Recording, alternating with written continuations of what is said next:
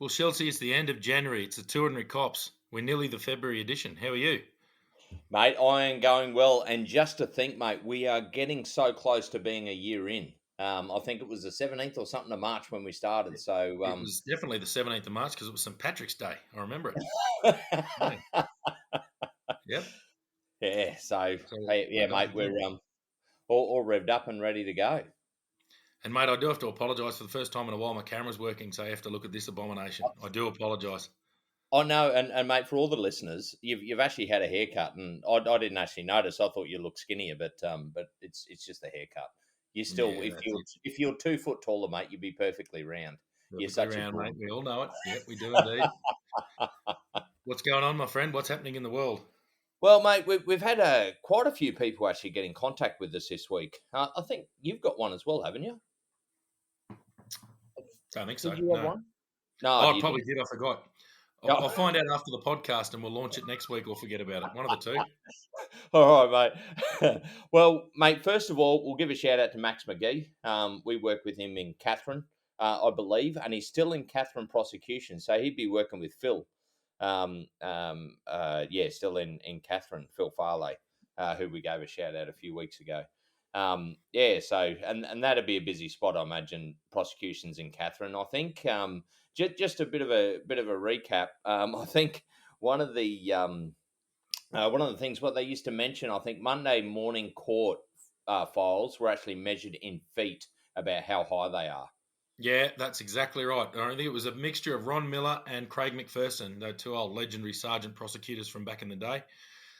They used to come out with, yeah, it's a 6 foot day this weekend. You guys were busy. And then they go, yeah, only a 4 foot day. Come on, pull your finger out. And it's like they were talking about the number of prosecution files stacked on a bloody trolley that you'd use to carry furniture.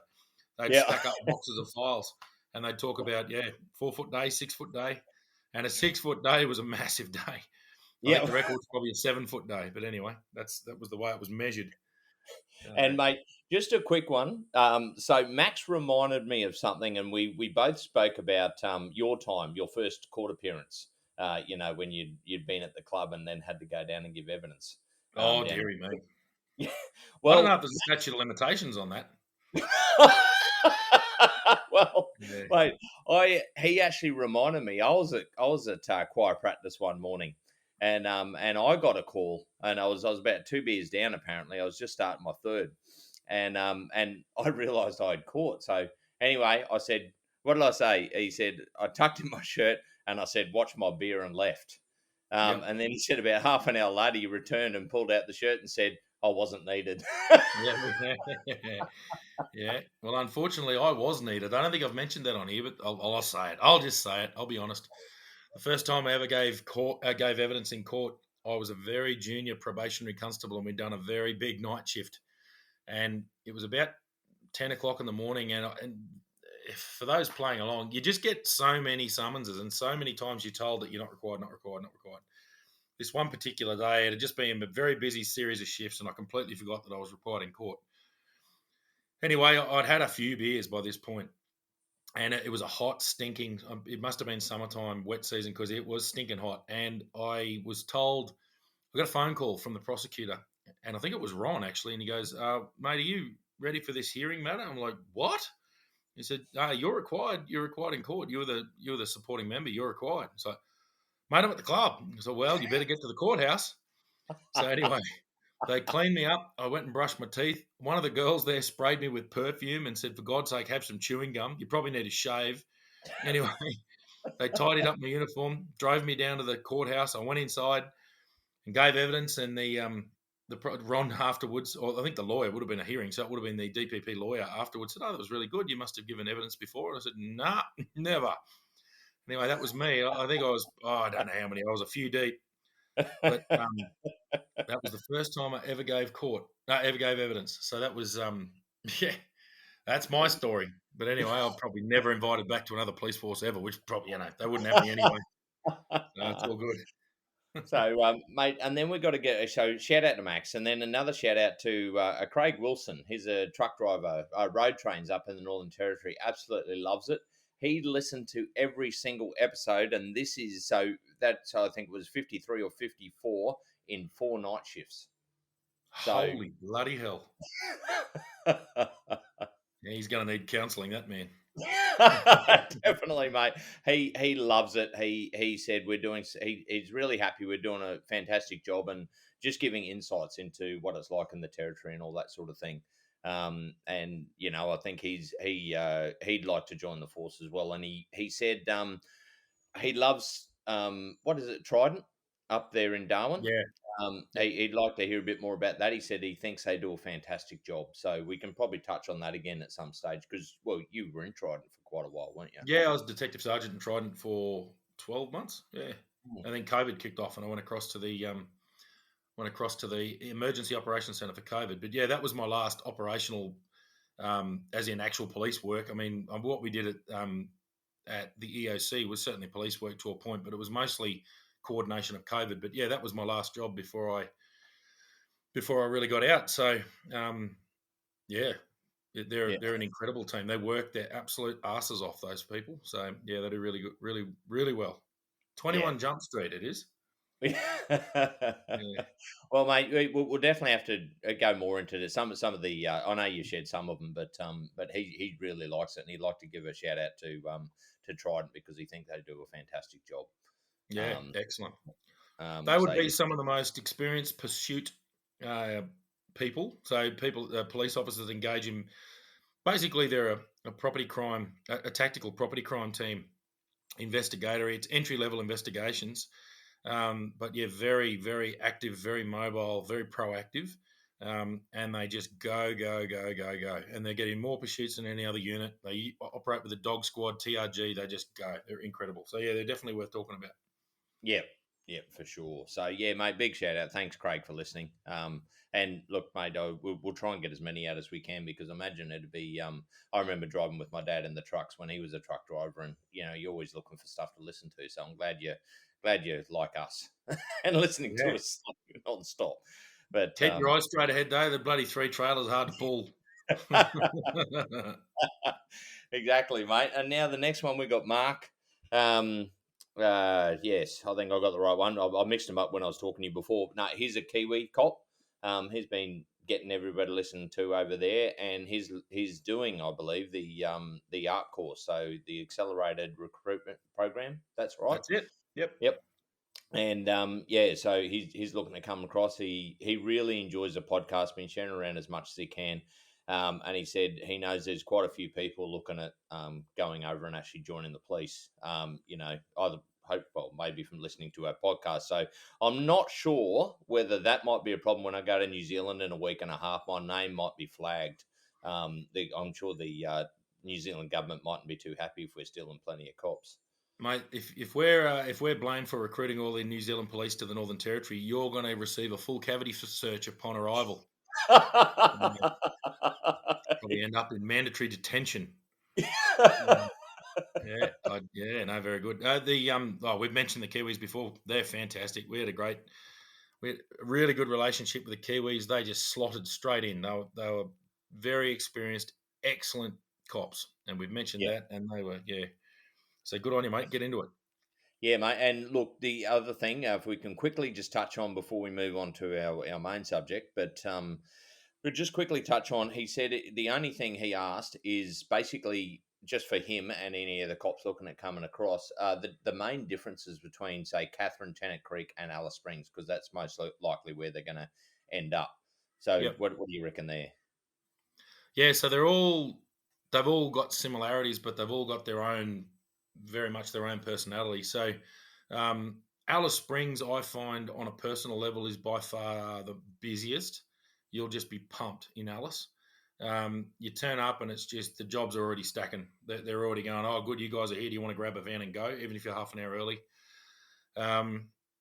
Yeah, Alice Springs is very full on. Tennant Creek is like a very big bush station. I really enjoyed Tennant. Don't get me wrong, it's busy. Um, Alice Springs, you do have a lot of other people there. I know there's the staff shortages, but you do have detectives. You do have there's traffic units. You've got Alice Springs is very much a major centre. Um, Tennant Creek, you don't have that. You've got GDs. You've got, I think when I was there, and they could have changed now, but when I was there were 3 detectives in general crime, so just like a CIB style sort of thing. And then there was a domestic violence unit as well, which 2 or 3 people in there. Um, they used to put together tactical teams all the time. So you're still busy, you still get lots and lots of work, but it's you. And as a result, very junior members get pumped with a lot very early on, and they just have to sink or swim.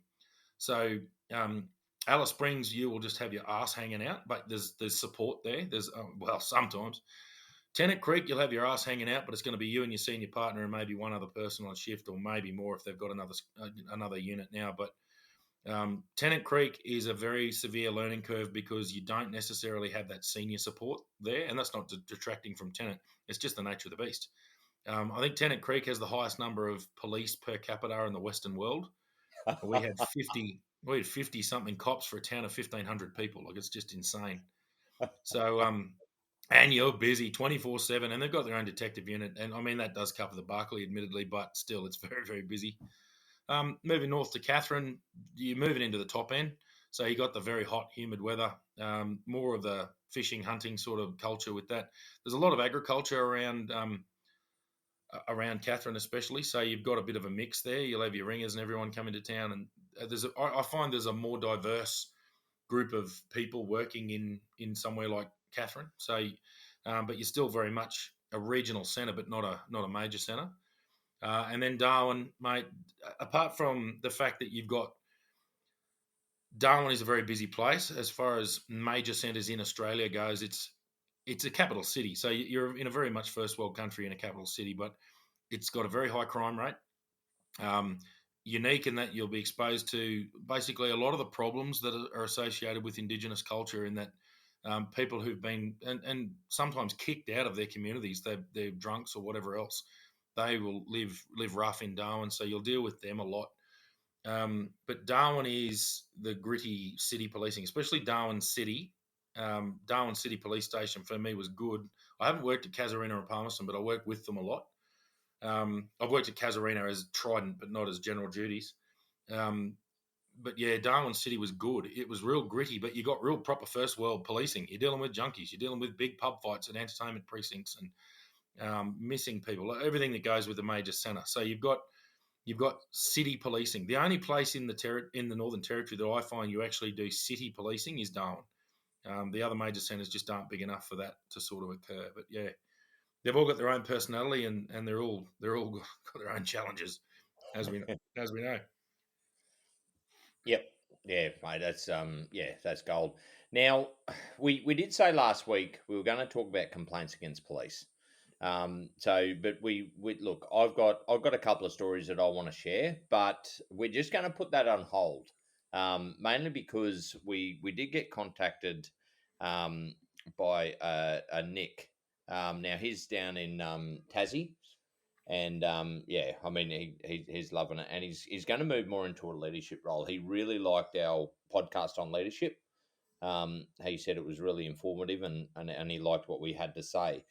And he basically, yeah, just asked if we can go a bit more into it, like, getting some of the teams. He said the problem with some of the areas, or some of the junior cops even coming in, they're like 6 months in and they're complaining about going to jobs and all that sort of thing.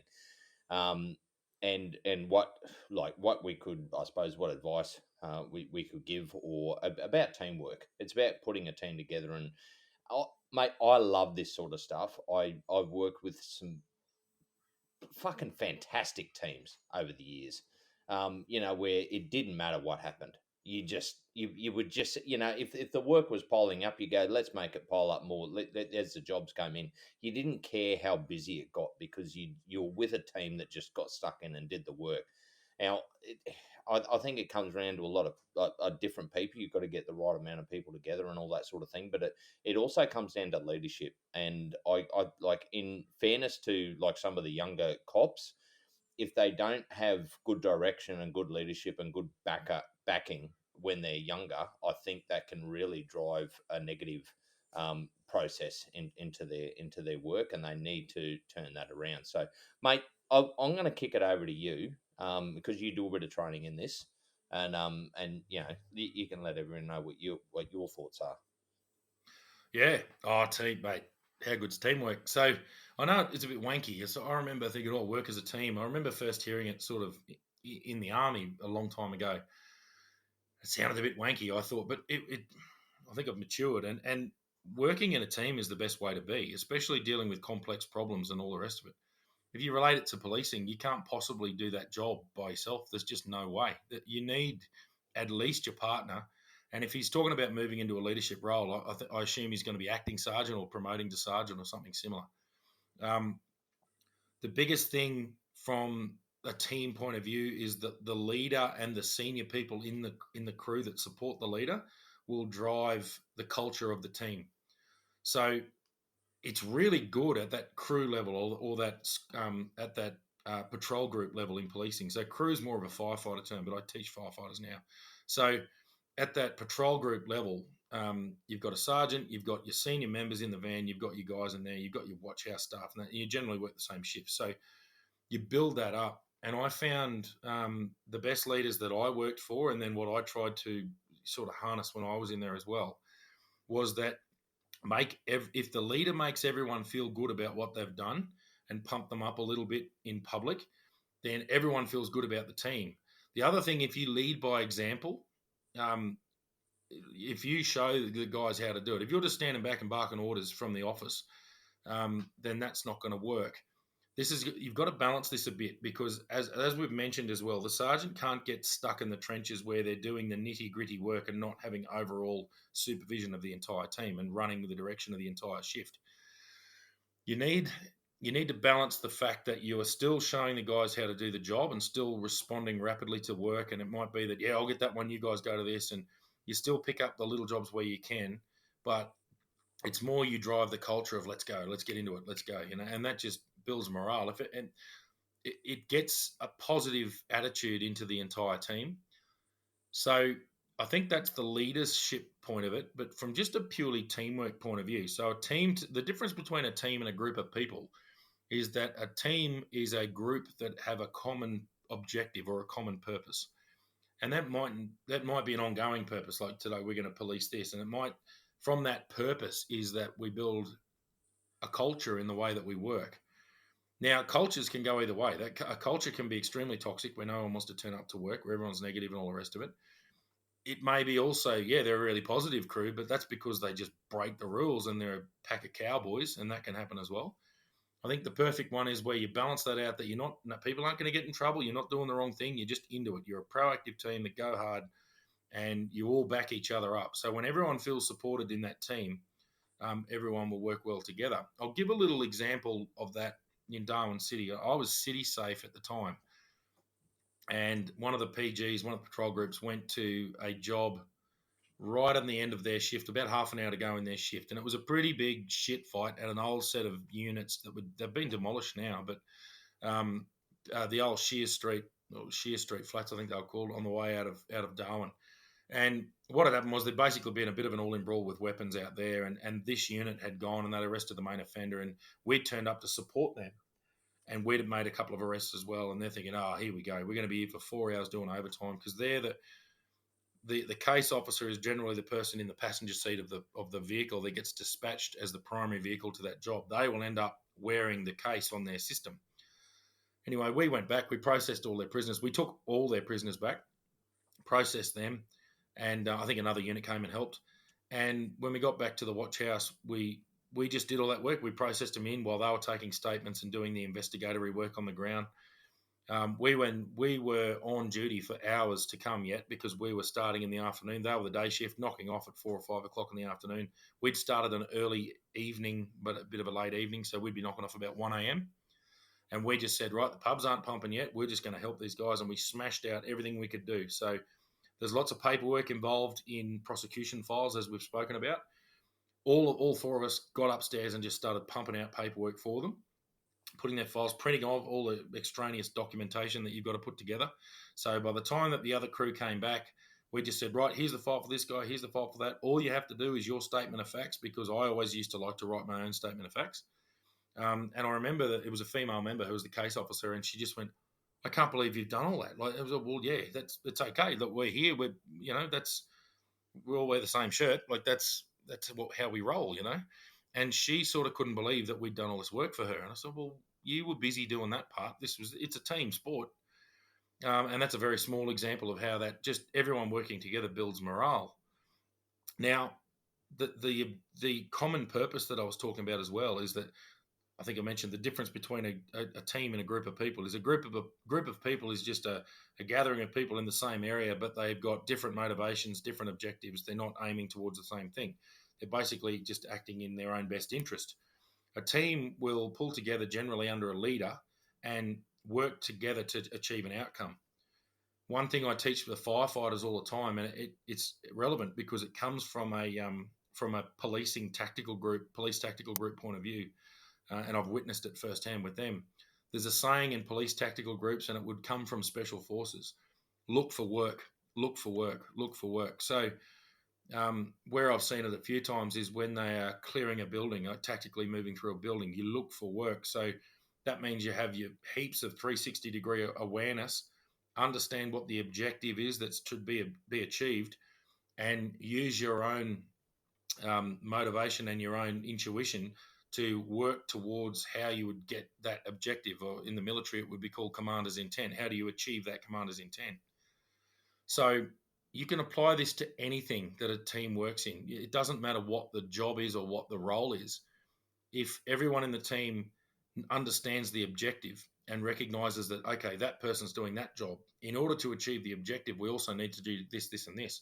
I'll just duck around the back here and do that, that, that, that. So everyone works out what they're going to do, and people take off their own initiative. Will go and find something that will help get the team to achieve their objective. What that does is it makes you feel good because we're social beings, and you're working towards potentially a tricky objective, but you're being pulled together in a social environment in that team, and you're achieving potentially a hard objective by working together and using each other's strengths.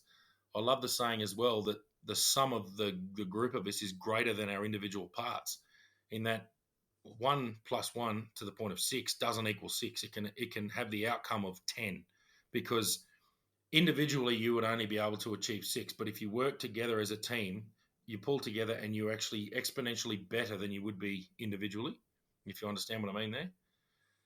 Yeah. So yeah, I'm a huge fan of the teamwork, and more to the point, in any emergency services or military or anything like that, if you can't work in a team, then just leave, because there's no point being there. It's not an individual sport. There's a lot to do there. You need to swallow a fair bit of ego, because a leader with a strong ego will destroy the morale of the team. Um, and I used to love the saying that if everyone does heaps, no one does much. So everyone would rip in, and you'd remember these days where no one leaves the muster room until everyone's finished. Yeah. Yeah. And that was the old objective, where the objective is that we as a patrol group finish our shift and we all leave together. And I could tell the patrol groups that just left, nilly willy here and there, that they weren't the strong, happy teams that people like to be part of. The teams where everyone went, "What do you need on your file?" "Yep, flick me that. I'll do this. I'll do that." And you just smash out different pieces of paper. It generally comes down to paperwork at the end of the shift, and that's that nitty gritty, bogged work that police get to do at the end of their shift, which everyone can relate to. Who's in the police, that is. If everyone rips into that and really shares that load, it really builds everyone up. So I Yeah. think that's my little rant. What have you got on teamwork, mate? Well, mate, sorry, I've been sitting here writing notes as as you chat away there. Look, I like some of the most important things. I reckon, like communication is a big key. Being able to communicate, with your members as well as them to you, and some of the things that help that out is out. Like, yes, you work together, but even like whereas it's once a month, or I know it's hard. It was easy for us when we had, our 2 nights, 2 days 2 days, 2 nights, and then we had 4 days off, because a lot of time on that last night shift at the end of it, we used to, well, go to the club. And I know I've said before it was mandatory when I was shift sergeant for people to come to the club, but that's a dying thing. But you can do other stuff, and it wasn't about drinking alcohol; it was about bringing the team together. And some of the other things we did was like golf. You get the whole crew, go out and play a game of golf, and then you can go home. When you got a few days off, and where the respective partners of the people and all that don't mind, it creates teamwork. It means that outside the job you communicate differently, and it will help inside the job. You create a real team. And I know There's some bosses that sit there and go, that creates corruption, but it also creates honesty. So as much as, and you mentioned that before, if you've got a good team that have the right moral compass, they will stay on that moral compass if they're a team that works together, because they will keep each other in check. And I think we haven't really mentioned it much, but when you're actually a police officer, you do walk a fine line, because you've got all these powers, you've got all this responsibility, and at times cops do step over the line, and they step onto the, well, we call it the dark side. Mm. And it's those, it's the camaraderie and the cops with a good moral compass. It doesn't mean some cops will start to go astray, and if they get pulled back early, and that all comes from good teamwork, good communication, knowing people, having the trust to be able to approach someone and talk to them. That's probably one of the big keys. And look, mate, mate, I've had plenty of leadership roles in my time, and I'm still make mistakes. So you don't have to be perfect as a leader.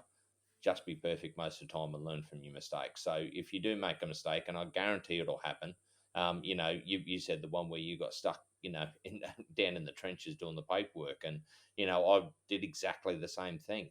It's a juggling act, so don't get too down on yourself if you do. If you do get caught up with that sort of stuff. He did mention he's a very motivated person, and that's probably what you really need. That's what makes a good leader. Somebody that's motivated, like you said, they drag the crew along, they drag them along for the ride, and they lead by example. But the important thing is to also delegate, to make sure that you're not carrying the whole load. And look, mate, I am a firm believer. I've worked in a few things after the police, and they've put me in leadership roles. The first thing I look for is a 2IC, somebody Oh that will yeah. have your back, and somebody that is a good communicator with the crew. Mate. What are your thoughts there? It's probably a few years old now. There used to be a really good video clip, and it spoke about leadership, and it was a video of a music festival, and everyone's sort of sitting around, or a concert or something similar, a big outdoor concert. And one person gets up and starts dancing and dancing wildly in front. Everyone's sort of amused, but they all don't want to get up themselves. So this guy, they said, here's the leader. The leader's trying to encourage the crowd, but they're showing how it's done. Completely ostracized from everyone, doing something completely different to what everyone else is doing, but they're dancing along. Said where the tipping point came was when the first person supported the leader. So when another person got up, the leader embraced that person and then encouraged that person to do the same thing. And they were dancing at this music festival. And then there's two people. And then the other support came. So more people stood up and more people stood up. And all of a sudden it was a tipping point, and the entire crowd mobbed and they all stood up and were dancing along. It's a very basic example, but it shows that one person has the ability to change the whole crowd and to bring in that behavior.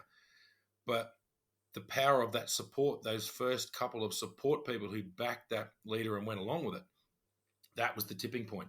The other thing is the motivation is that what we're doing is the right thing. This is the right thing to do. Yeah, that's what we're meant to be here to do. Oh, gee, I wish I had the bravery to do that. And all of a sudden, all right, I'm part of the crowd now. I can go and do it. So most people don't possess that ability to go against the grain and do hard things.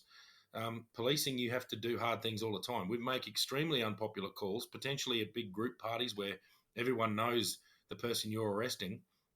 And if the sergeant can be seen to be going forward and going, no, this is how it's going to be, and we're doing this and pushing forward and pushing forward, there was nothing better than having a senior constable come up next to you and go, you heard the sergeant move, and to the subject, that is. Yep. And all of a sudden the constables go, well, that's what the leaders are doing. I'm going to do that too. And then the team works hard together. That's an operational thing. But that's an example. That's the policing equivalent of that dance festival where that one person started dancing and everyone joined in. So strong leadership is a massive one. One thing about highly motivated leaders, that the one issue there is you've just got to maintain, there's a balance here. You've got to understand the workload of your troops. I experienced this a little bit in Alice Springs. I like the bloke. Like I like the sergeant, although he was a senior sergeant actually. He used to not like being in front of a computer, so he'd get in his car and go out and detect all these offences and be proactive and get into it. And then he'd call for a unit and go, "You need to get here now." And because he's the boss, you'd do it. And all that would happen is, "Here, take care of this job." So he was very good at going out and finding problems and then palming the work off to other people. Well, in a place like Alice Springs, the troops are so busy anyway that you shouldn't be finding more work. You should be managing the team to achieve the work that's coming at the team instead of just making the team busier to fulfill your own boredom. So and not that he was bored, he had his job to do, which was in the office to manage all the work. That's watch commander is different to sergeant on the road supervisor. He was that next level up. He used to grab the shift sergeant and they'd drive around together and basically find work. But realistically, the senior sergeant, I'm sorry, but your fun's over a little bit. You need to sit in there and manage what's coming and going and allocate resources and use resources to achieve the outcome and to fix in that situation. It's just jobs hitting the screen, 000 calls coming through en masse. Whereas, yeah, a good senior sergeant would just be very supportive in providing extra resources and then holding crews back. No, they've got a job to do. We can't respond to this. We need to delegate that somewhere else. Or it could be that, righto, we're getting flogged here. We need more crews. I'm going to approve overtime and bring more crews in. And that's that higher level. But I think what we're talking about here is that just that crew lead, that crew member. So your patrol group level leadership, which is a real hands-on teamwork, getting the job done, the actual hands-on policing on the ground. Like we've said before, leadership goes right up the chain, but that corporate leadership is what starts to kick in once you hit your commissioned ranks.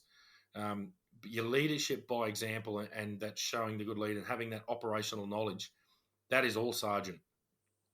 Senior constable as well. Sergeant and senior constable is all where that on the ground confidence in your ability and showing the guys how to do their job.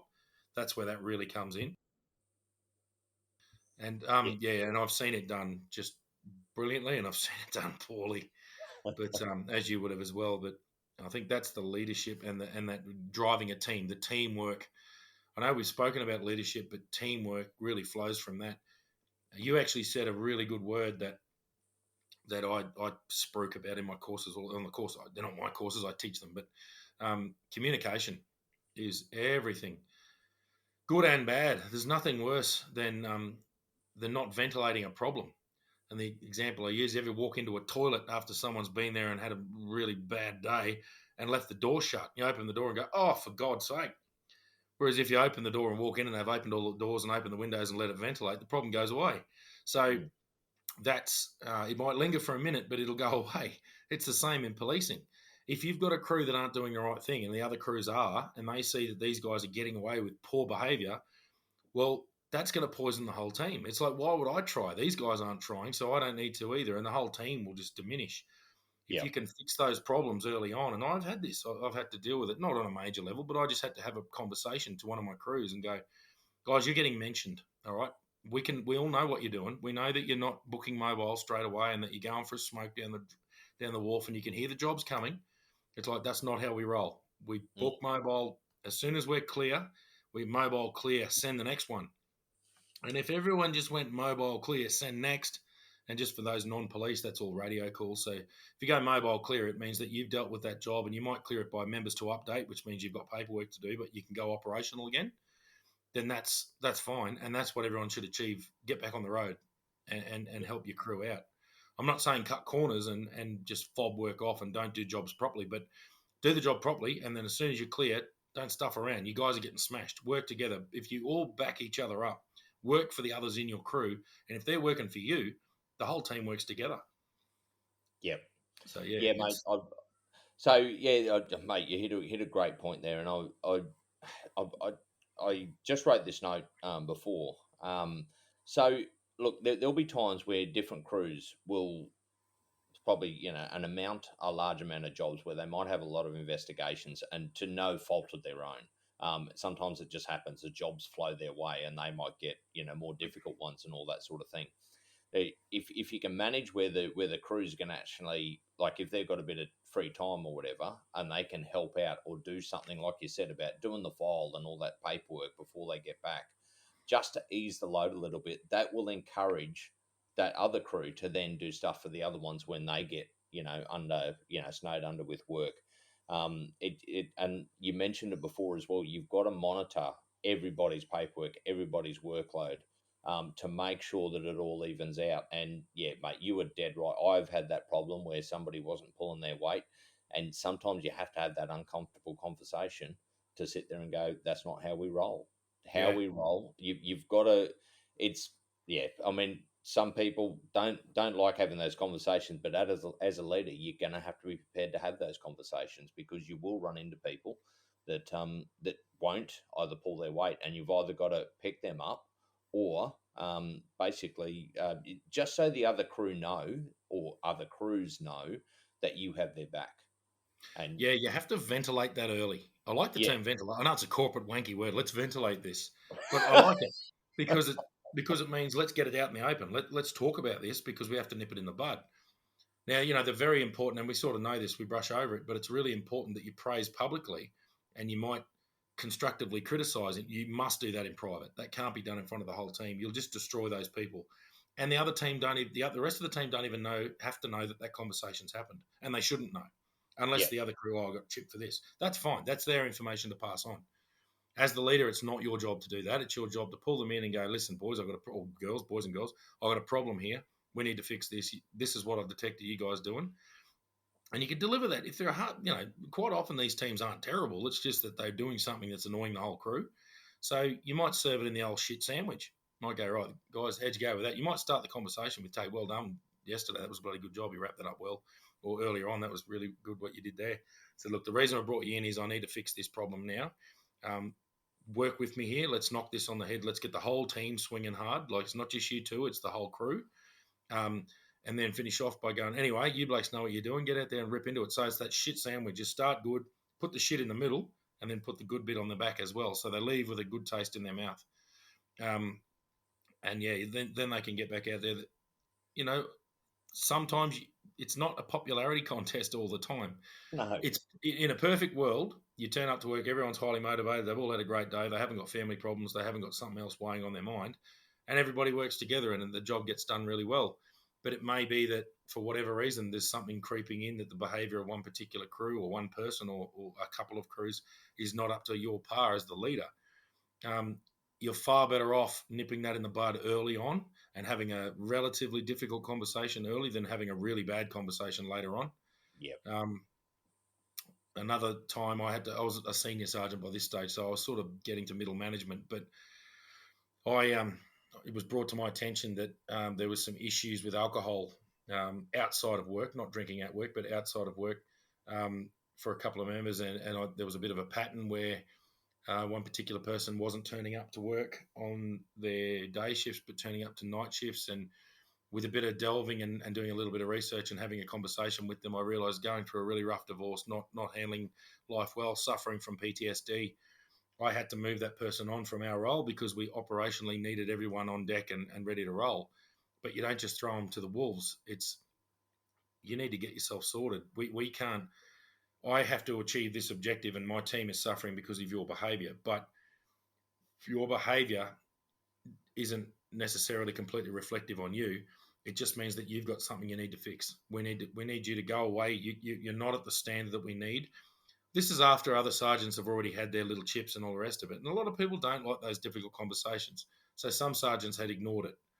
Um, I just couldn't ignore it anymore, and that was a very difficult conversation to have with this fellow. I was like, mate, I need you. You're gonna have to go back to the station. You're out of this. You're out of this. You're out of this operation, and you just need to get yourself right. And you might need some time off work to get that done. But that was required, and that was hard because I've always been a mate. I've always been people's likable sort of person. I'd been a supervisor, but I'd never been a manager before. And a senior sergeant role is different again. So that's higher than that's dealing with the people. That's dealing with right. We've got crews on the ground. The sergeant will operationalise what needs to be done, but the senior sergeant needs to manage those more difficult things. yeah, And that's where it can be a tricky job. It's a good job, but it can be a tricky job at senior sergeant level. So yeah, that was one example there.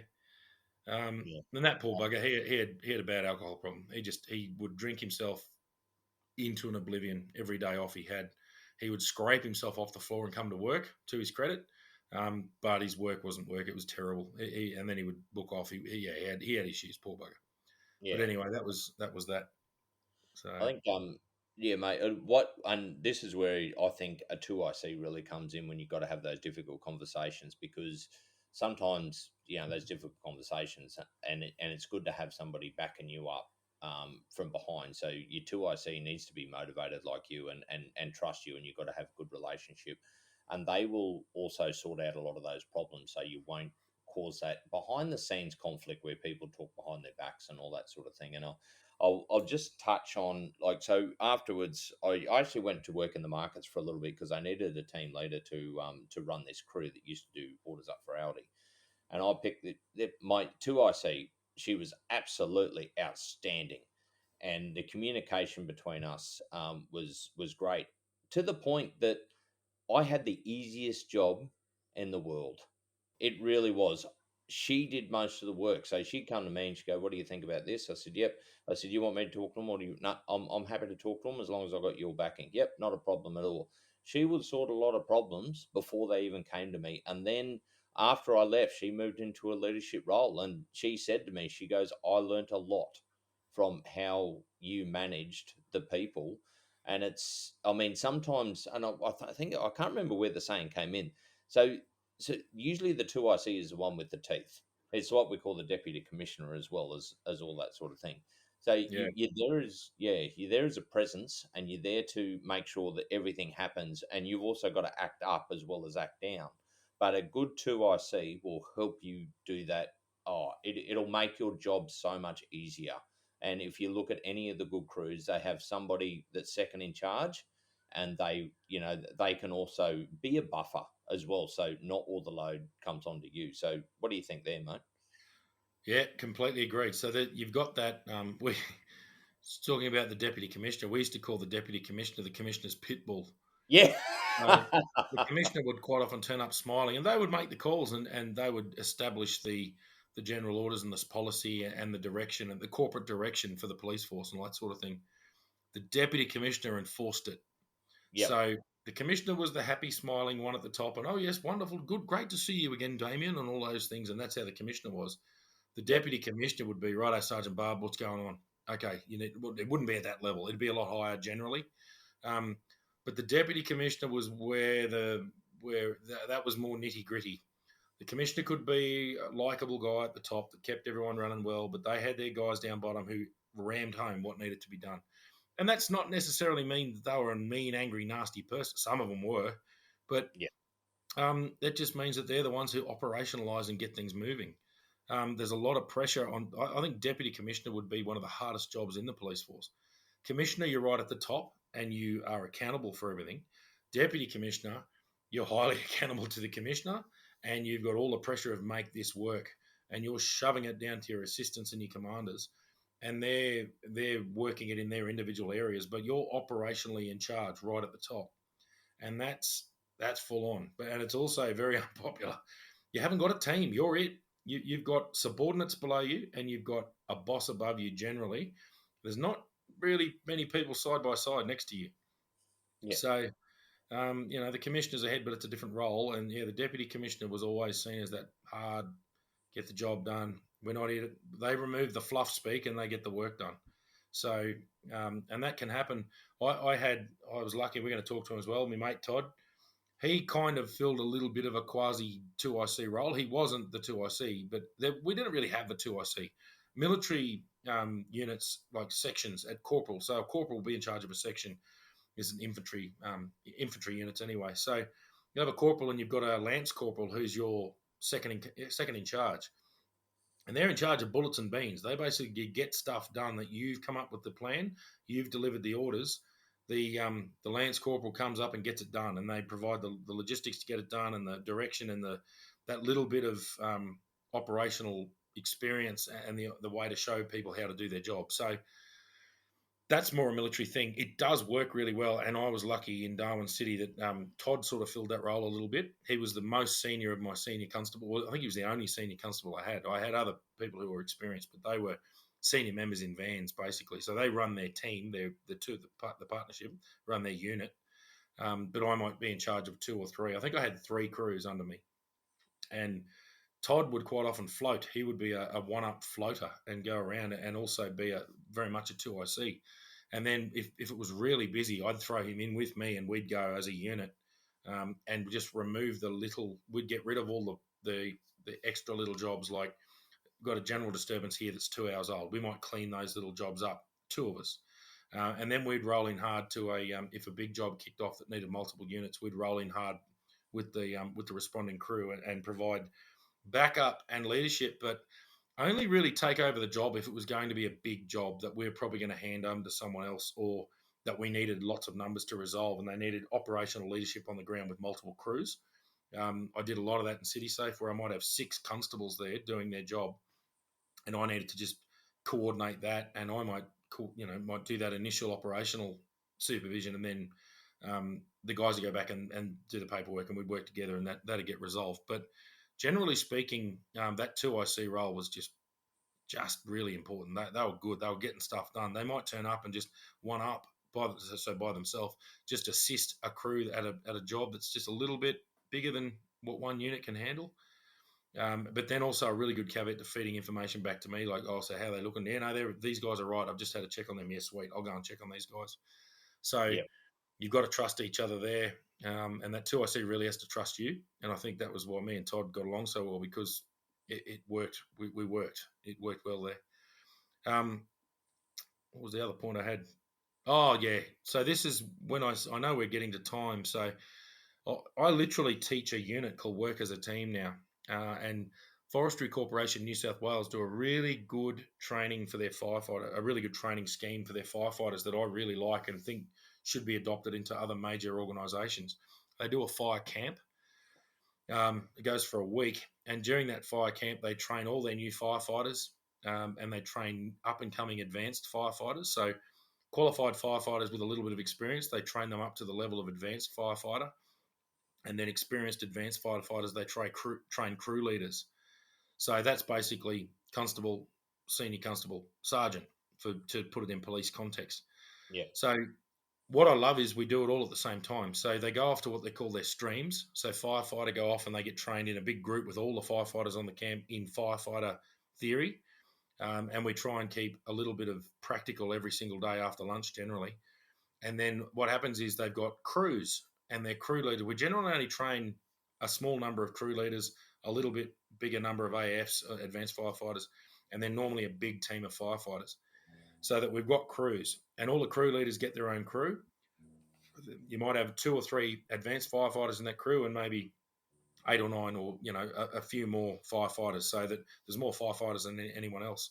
And we make them do their job in those crews while they're learning to do it. And what I tell them all is, right, firefighters on the ground, you're the ants, you're the worker bees. Look for work, work as a team. If you see someone putting a hose coupling on here, look at what the overall thing is trying to achieve and find another job that will achieve that objective that's been given by the crew leader. AFs, don't necessarily do all the work yourself. We know that you've been nominated as AFs because you're very good firefighters, but your job now is to a little bit of that really on the ground leader, mentor, and demonstrate how to do the tasks and say, right, the boss has said we need to do this, this, this. I'll show you how we do that. Come on, guys, make sure you shut those cabinets. Just those little jobs. Like, when you do this, make sure you put the hoses away properly. The reason we put the hoses away is this, this. So that real operational knowledge and experience is passed on from the AFs. And the really tricky one is that the people who've been nominated for crew leaders are generally your very good advanced firefighters. And they're used to being very hands on and being leaders on the ground, but showing people how to do things. As a crew leader, you need to step back. Your job now is going to be reporting up the chain, making sure you guys have got lunch, making sure the vehicles have got enough water, things like that, or at least making sure that the guys are aware that we need to make sure there's water in the truck, there's this, there's that, check your fuel levels. Your job is to identify the overall task and then task that out for your crew to achieve. And it's very difficult for those crew leaders not to just get in there and get in amongst the work, because they've been the ones who have looked for work and then the ones who have led by example. All of a sudden, they need to step back, and it's like, all right, where's the situation report to some, like a group leader, someone higher up the chain, or a watch commander in the policing realm. What's going on with these jobs? Right. So this guy's got we've got this here. These guys have got that. Everything's under control there. Right. Sweet. So it's training a crew leader to step back from the tools and get that work done by using their crew. There's nothing worse than seeing the head down bum up of a crew leader and a whole heap of firefighters standing around twiddling their thumbs. You need to get your crew working, and you'll get heaps more done.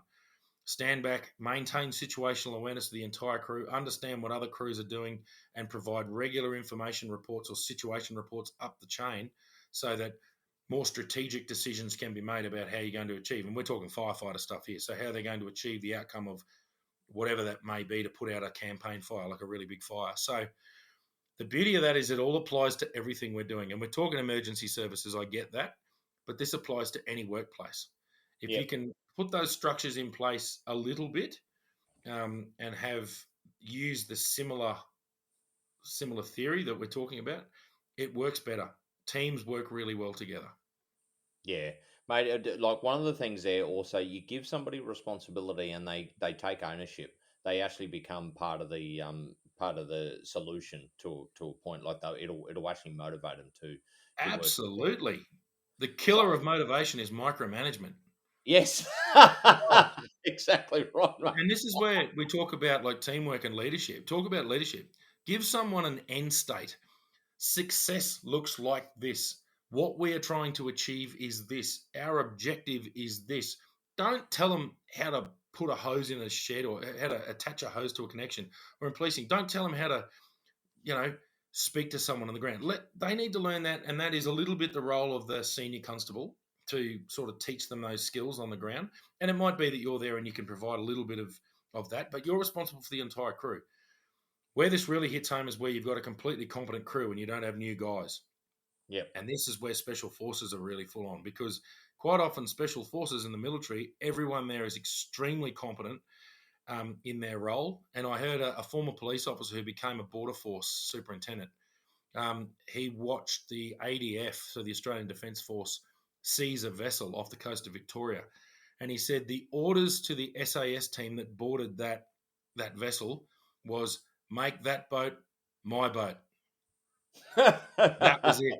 I don't care Simple. how you do it. You guys know how to do your team. You know the law. You know how to do your job. You know your rules. You know everything. Make that boat my boat. How Yep. good are those orders? Yeah. To perfectly responsible, to perfectly competent, well trained people, that is perfect orders. It's like the equivalent there would be establish a cordon around this area.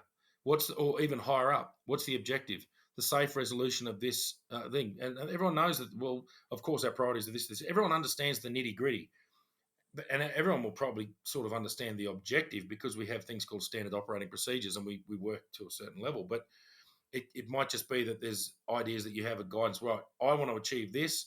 The way I want to achieve it is this. Make that happen. And your guys they will surprise you with how well they do it, generally speaking. Yep. Um, and Well, it that's, gives them yeah, ownership. yeah, exactly right. Yeah, Yep. and it gives them responsibility. It's yeah, it's amazing how well it works, mate. We are coming up to time. Mm. Mate, we could keep on going about this forever. Like there is so much. Like I was really looking forward to talking about this today, because I just love great teamwork and how it works. The only other two things I will say is baby steps. If you've got a crew that are a little bit, I suppose, not disinterested, but Well, even just junior, just yeah, junior, they don't know how to do their job. That's yeah. tricky. You've then got to drop into the weeds a bit. Exactly, Yeah. and you don't expect too much too early. So Mm. just build them up and make sure you, like you said before, you take care of the workload, to Yeah. make sure that they keep being enthusiastic, and Yeah. building up. And the only other thing I'll say, you are only as good as a crew you support around you, that will support you. So you can't fly like an eagle when you're surrounded by turkeys.